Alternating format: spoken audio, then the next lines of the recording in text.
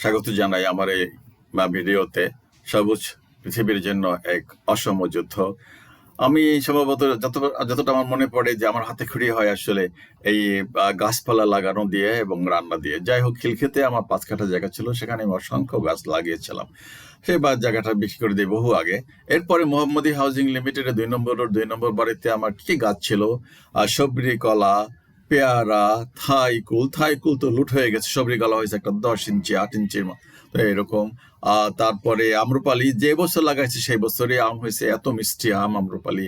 আমার মা খেয়ে বলছে এত মিষ্টি আম হয় আমাদের বরিশালে, ফজলি আম ছাড়া এত মিষ্টি আর আম হয় না। এখনো আপনি জানেন আম্রপালি আম অত্যন্ত মিষ্টি আম, সুস্বাদু আম। তারপরে সেখানে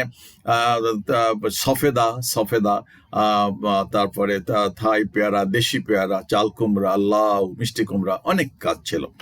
যাই হোক, এখন 2017, তারপরে সেই বাড়িটারি বিক্রি করে দিয়ে ভাড়া থাকি এখানে ওখানে। 2017 সালে একটা 5 তলা বাড়ি ভাড়া নিলাম গোরানে। সেখানে পাশেই ছাদ ছিল, ছাদের গাছপালা দেখে আমারও শখ হলো। আমি সেই বারান্দায় 3 গাছ কিনে নিয়ে আসছি। 3 মানে ওই যে ডুমুর, কোরআনের 3 ফল। সেই 1700 টাকা দিয়ে 2টা গাছ কিনে নিয়ে এসে 1-2টা ফল হয়েছিল। তারপর রক মিলনের গাছ লাগাই, সেখানেও ছোট একটা ফল হয়েছিল। পাকছে, খেয়ে দেখলাম ভালোই মিষ্টি। 3 ফলও খেয়ে দেখলাম ভালোই মিষ্টি।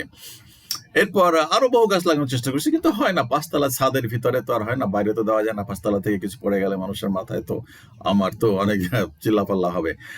তারপরে এই বর্তমান বাসাটায় চলে আসি 2021 সালে। সেই থেকে এখানে আম গাছ, আপেল গাছ, পেয়ারা গাছ, অনেক গাছ লাগানোর চেষ্টা করছি। এই রুমের ভিতরে, বেডরুমের ভিতরে কই মাছ চাষ করার চেষ্টা করলাম।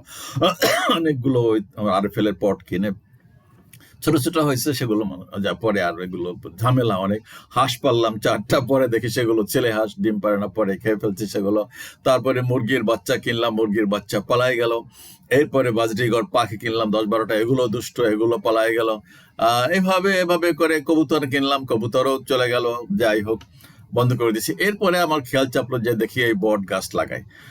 একে একে 2021 সাল থেকে আমি সংগ্রহ করছি প্রায় 2,500 গাছ মরে গেছে, এবং আমাকে শত শত মাইল হাঁটতে হয়েছে এই গাছ সংগ্রহ করার জন্য। এখানে অ্যাকচুয়ালি 400, মানে আপনাদের কম মনে হলো, এখানে 400+ গাছ আছে।